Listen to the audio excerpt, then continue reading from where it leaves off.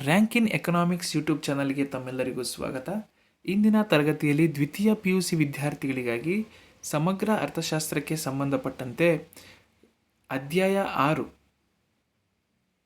ಮುಕ್ತ ಆರ್ಥಿಕತೆ ಸಮಗ್ರ ಅರ್ಥಶಾಸ್ತ್ರ ಓಪನ್ ಎಕನಾಮಿ ಮ್ಯಾಕ್ರೋ ಎಕನಾಮಿಕ್ಸ್ ಈ ಅಧ್ಯಾಯಕ್ಕೆ ಸಂಬಂಧಪಟ್ಟಂತೆ MCQ ಪ್ರಶ್ನೋತ್ತರಗಳನ್ನು ವಿವರಿಸುವಂತಹ ಒಂದು ತರಗತಿ ಇದಾಗಿದೆ.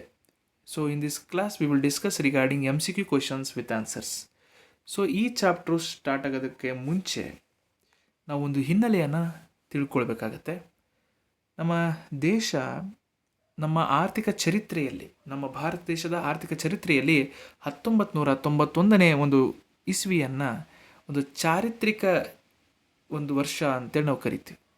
ಯಾಕೆಂತಂದರೆ 1991ಕ್ಕಿಂತ ಮುಂಚೆ ನಮ್ಮ ಭಾರತ ದೇಶ ಅಂತರ್ಮುಖ ನೀತಿಯನ್ನು ಅಳವಡಿಸ್ಕೊಂಡಿತ್ತು. ಇದಾದ ನಂತರ 1991ರ ನಂತರ ಬಹಿರ್ಮುಖ ನೀತಿಯನ್ನು ಅಳವಡಿಸ್ಕೊಳ್ತು. ಸೊ ಇದರಿಂದಾಗಿಯೇ ನಮಗೆ ಈ ಮುಕ್ತ ಆರ್ಥಿಕತೆ ಎನ್ನುವಂಥದ್ದನ್ನು ಅಧ್ಯಯನ ಮಾಡಲಿಕ್ಕೆ ಅವಕಾಶ ಸಿಕ್ಕಿದೆ. ಯಾಕೆಂದರೆ ಇಲ್ಲಿ ನಮ್ಮ ದೇಶ ಜಗತ್ತಿನ ಇತರ ದೇಶಗಳೊಂದಿಗೆ ಸರಕು ಮತ್ತು ಸೇವೆಗಳ ಒಂದು ವ್ಯವಹಾರವನ್ನು ಅಥವಾ ಹಣಕಾಸಿನ ಸಂಬಂಧಿ ವ್ಯವಹಾರವನ್ನು ಮಾಡಲಿಕ್ಕೆ, ಅದ್ರ ಜೊತೆ ಸಂಬಂಧವನ್ನಲಿಕ್ಕೆ, ಆರ್ಥಿಕ ಸಂಬಂಧ, ಒಂದು ರಿಲೇಷನ್ಶಿಪ್ ಬಾಂಡಿಂಗ್ ಕ್ರಿಯೇಟ್ ಆಗೋದಕ್ಕೆ ಇರುವಂತಹ ವ್ಯವಸ್ಥೆಯನ್ನೇ ನಾವು ಮುಕ್ತ ಆರ್ಥಿಕ ವ್ಯವಸ್ಥೆ ಅಂತ ಕರಿತೀವಿ. ಅಂದರೆ ನಮ್ಮ ದೇಶ ಯಾವುದೇ ದೇಶದೊಂದಿಗೆ ಆರ್ಥಿಕ ವ್ಯವಹಾರವನ್ನು ಮಾಡ್ಬೋದು. ಸೊ ಈ ರೀತಿಯಾದಂತಹ ಸನ್ನಿವೇಶವನ್ನು ಓಪನ್ ಎಕನಾಮಿ ಅಂತ ಕರಿತೀವಿ. ಸೊ ಇದನ್ನು ನಾವು ಆಲ್ರೆಡಿ ಫಸ್ಟ್ PUC ಒಳಗೆ ನೋಡಿದ್ವಿ, LPG ಚಾಪ್ಟರ್ ಒಳಗೆ ನೋಡಿದ್ವಿ. ಲಿಬರಲೈಸೇಷನ್, ಪ್ರೈವೇಟೈಸೇಷನ್ ಮತ್ತು ಗ್ಲೋಬಲೈಸೇಷನ್ ಎನ್ನುವಂಥ ಕಾನ್ಸೆಪ್ಟ್ನಲ್ಲಿ ತಿಳ್ಕೊಂಡಿದ್ದೀವಿ. ಸೊ ಅದರ ಮುಂದುವರೆದ ಭಾಗವೇ ಇದು. ಸರಿ, ಹಾಗಾದರೆ ಮುಂದೆ ಯಾವ್ಯಾವ ಪ್ರಶ್ನೆಗಳು ಇದರಲ್ಲಿ ಬರುತ್ತೆ ಅನ್ನೋದನ್ನು ನೋಡೋಣ.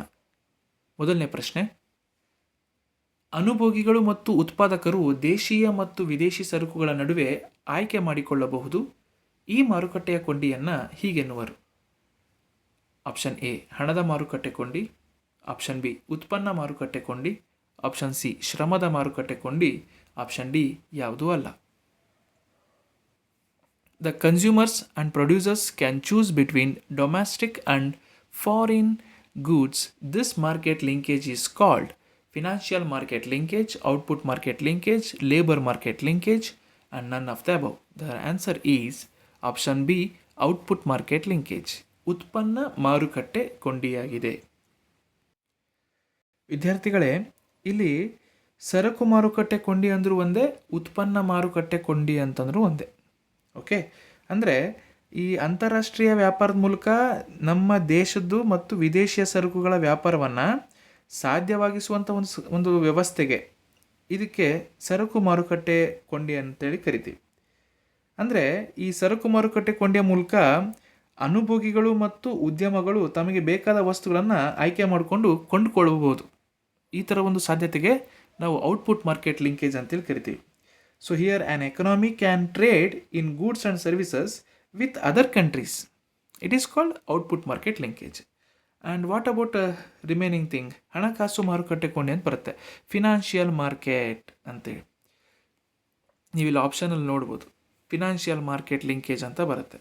ಸೊ ಇಲ್ಲಿ ಹೂಡಿಕೆದಾರರನ್ನು ದೇಶೀಯ ಮತ್ತು ವಿದೇಶಿ ಆಸ್ತಿಗಳಲ್ಲಿ ಹೂಡಿಕೆ ಮಾಡಲು ಹಣಕಾಸು ಮಾರುಕಟ್ಟೆಗೆ, ಈ ಹಣಕಾಸು ಮಾರುಕಟ್ಟೆ ಜೊತೆಗೆ ಜೋಡಿಸುವಂತಹ ಕೊಂಡಿಯನ್ನು ಹಣಕಾಸು ಮಾರುಕಟ್ಟೆ ಕೊಂಡಿ ಅಂತ ಕರಿತೀವಿ. An economy can buy financial assets from other countries is called financial market. ಇನ್ನು ಶ್ರಮ ಅಥವಾ ಉತ್ಪಾದನಾಂಗ ಮಾರುಕಟ್ಟೆ ಕೊಂಡಿ ಅಂತ ಬರುತ್ತೆ. ಹಂಗಂದ್ರೇನು ಅಂದರೆ ಯಾವ ಅರ್ಥವ್ಯವಸ್ಥೆಯಲ್ಲಿ ಈ ಉತ್ಪಾದನಾ ಘಟಕಗಳು ಮುಕ್ತವಾಗಿ ಚಲಿಸಲು ಅವಕಾಶ ಇರುತ್ತಲ್ಲ, ಅಥವಾ ಕಾರ್ಮಿಕರು ಎಲ್ಲಿ ಬೇಕಾದರೂ ಕೆಲಸ ಮಾಡೋಕ್ಕೆ ಅವಕಾಶ ಇರುತ್ತಲ್ಲ, ಅಂತಹ ಒಂದು ಸಂದರ್ಭಕ್ಕೆ ಶ್ರಮ ಮಾರುಕಟ್ಟೆ ಕೊಂಡಿ ಅಂತೇಳಿ ಕರಿಬೋದು. ಅಂದರೆ ಉದ್ಯಮಗಳು ಎಲ್ಲಿ ಉತ್ಪಾದನಾ ಘಟಕಗಳನ್ನು ಸ್ಥಾಪಿಸಬೇಕು ಎಂಬುದನ್ನು ಈ ಉದ್ಯಮಗಳೇ ಮುಕ್ತವಾಗಿ ನಿರ್ಧರಿಸಲು ಅವಕಾಶವಿರುವಂಥ ಕೊಂಡಿಯನ್ನು ಈ ಶ್ರಮ ಅಥವಾ ಉತ್ಪಾದನಾಂಗ ಮಾರುಕಟ್ಟೆ ಕೊಂಡಿ ಅಂತೇಳಿ ಕರೀತಾರೆ. firms can choose where to locate production and workers to choose where to work is called labor market. Okay, so ಮುಂದಿನ ಪ್ರಶ್ನೆಗೆ ಹೋಗೋಣ.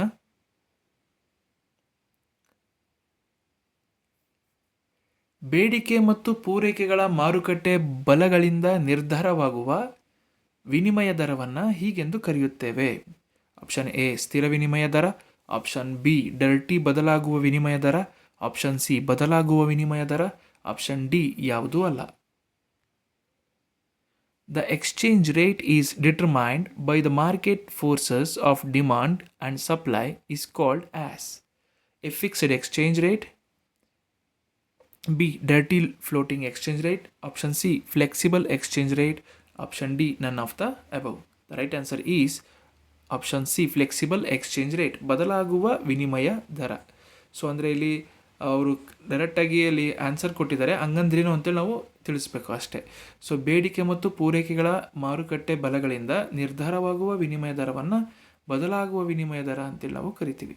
ಸೊ ವಿನಿಮಯ ದರದಲ್ಲಿ ಬರುವಂತಹ ಪ್ರಮುಖವಾದಂಥ 3 ಅಂಶಗಳಿವು: ಸ್ಥಿರ ವಿನಿಮಯ ದರ, ಬದಲಾಗುವ ವಿನಿಮಯ ದರ ಮತ್ತು ಡರ್ಟಿ ಬದಲಾಗುವ ವಿನಿಮಯ ದರ. ಇದರಲ್ಲಿ ಪ್ರಮುಖವಾಗಿ ನಾವು ಗುರುತಿಸುವಂಥದ್ದು ಸ್ಥಿರ ವಿನಿಮಯ ದರ ಮತ್ತು ಬದಲಾಗುವ ವಿನಿಮಯ ದರ ಅಂತೇಳಿ. ಓಕೆ, ಸೊ ಇದರ ಆನ್ಸರ್ ಇಲ್ಲಿದೆ ಡೈರೆಕ್ಟಾಗಿ. ಅಂದರೆ ಇಲ್ಲಿ ಸ್ಥಿರ ವಿನಿಮಯ ದರ ಅಂತಂದರೆ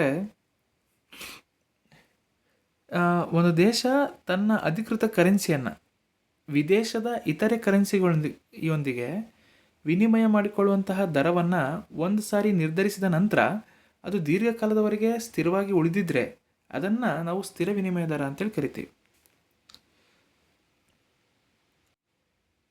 An exchange rate between the currencies of 2 or more countries that is fixed at some level by the government and adjusted only infrequently is called fixed exchange rate. And what about fixed exchange rate? So this exchange rate is determined by the market forces of demand and supply. So it is called the floating exchange rate or the flexible exchange rate. ಅಂದರೆ ವಿದೇಶಿ ವಿನಿಮಯ ಮಾರುಕಟ್ಟೆಯಲ್ಲಿ ವಿದೇಶಿ ಕರೆನ್ಸಿಯ ಬೇಡಿಕೆ ಮತ್ತು ಪೂರೈಕೆಗಳಿಗೆ ಅನುಗುಣವಾಗಿ ಆಗಿಂದಾಗೆ ಬದಲಾಗುವಂತಹ ವಿನಿಮಯ ದರವನ್ನು ಬದಲಾಗುವ ಅಥವಾ ನಮ್ಯ ವಿನಿಮಯ ದರ ಅಂತೇಳಿ ಕರಿತೀವಿ. ಸೊ ಮುಂದಿನ ಪ್ರಶ್ನೆಗೆ ಹೋಗೋಣ.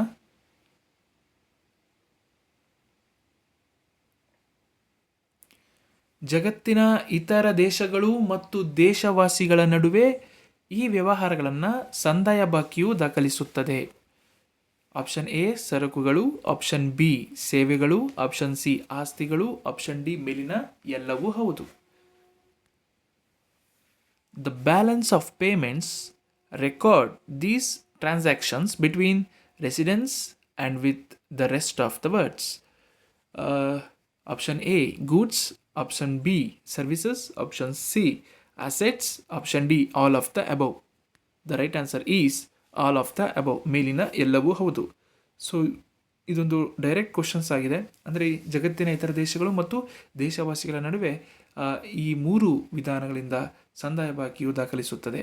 ಅಂದರೆ ಸರಕುಗಳಾಗಿರ್ಬೋದು, ಸೇವೆಗಳಾಗಿರ್ಬೋದು, ಆಸ್ತಿಗಳಾಗಿರ್ಬೋದು. ಸೊ ಇವುಗಳನ್ನು ಇಟ್ಕೊಂಡು ಸಂದಾಯ ಬಾಕಿಯನ್ನು ವ್ಯವಹಾರಗಳನ್ನು ಸಂದಾಯ ಬಾಕಿ ದಾಖಲಿಸುತ್ತೆ. ಸೊ ನೆಕ್ಸ್ಟ್ ಕ್ವಶನ್ಗೆ ಹೋಗೋಣ.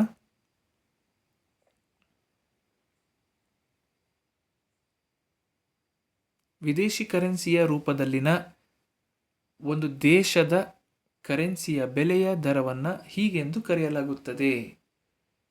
ಸೊ ಆಪ್ಷನ್ ಎ ವಿನಿಮಯ ನಿಯಂತ್ರಣ, ಆಪ್ಷನ್ ಬಿ ಬಡ್ಡಿ ದರ, ಆಪ್ಷನ್ ಸಿ ವಿದೇಶಿ ವಿನಿಮಯ ದರ, ಆಪ್ಷನ್ ಡಿ ಮೇಲಿನ ಯಾವುದು ಅಲ್ಲ. The rate at which the price of one currency in terms of foreign currency is called exchange control, interest rate, foreign exchange rate, none of the above. So already you know that the answer is option C foreign exchange rate, ವಿದೇಶಿ ವಿನಿಮಯ ದರ. So ಇದು ಪ್ರಶ್ನೆಯಲ್ಲೇ ನಾವು ಉತ್ತರವನ್ನು ನೋಡ್ಬೋದು. ವಿದೇಶಿ ಕರೆನ್ಸಿಯ ರೂಪದಲ್ಲಿನ ಒಂದು ದೇಶದ ಕರೆನ್ಸಿಯ ಬೆಲೆಯ ದರವನ್ನು ನಾವು ವಿದೇಶಿ ವಿನಿಮಯ ದರ ಅಂದರೆ ಒಂದು ದೇಶದಿಂದ ಇನ್ನೊಂದು ದೇಶಕ್ಕೆ ಹಣವನ್ನು ವರ್ಗಾವಣೆ ಮಾಡುವಂಥದ್ದು, ಹೌದಾ, ಒಂದು ವಿನಿಮಯ ಮಾಡುವಂಥದ್ದು. ಇದಕ್ಕೆ ವಿನಿಮಯ ದರ, ವಿದೇಶಿ ವಿನಿಮಯ ದರ ಅಂತೇಳಿ ಕರೆಯುವಂಥದ್ದು. Okay, so next last question. ಈ ಪ್ರಮಿತಿಯಲ್ಲಿ ಕರೆನ್ಸಿಗಳನ್ನು ಚಿನ್ನದ ರೂಪದಲ್ಲಿ ವ್ಯಾಖ್ಯಾನಿಸಲಾಗ್ತಿತ್ತು. ಆಪ್ಷನ್ ಎ ಲೋಹ ಪ್ರಮಿತಿ, ಆಪ್ಷನ್ ಬಿ ಬೆಳ್ಳಿ ಪ್ರಮಿತಿ, ಆಪ್ಷನ್ ಸಿ ಚಿನ್ನದ ಪ್ರಮಿತಿ, ಆಪ್ಷನ್ ಡಿ ಮೇಲಿನ ಯಾವುದು ಅಲ್ಲ.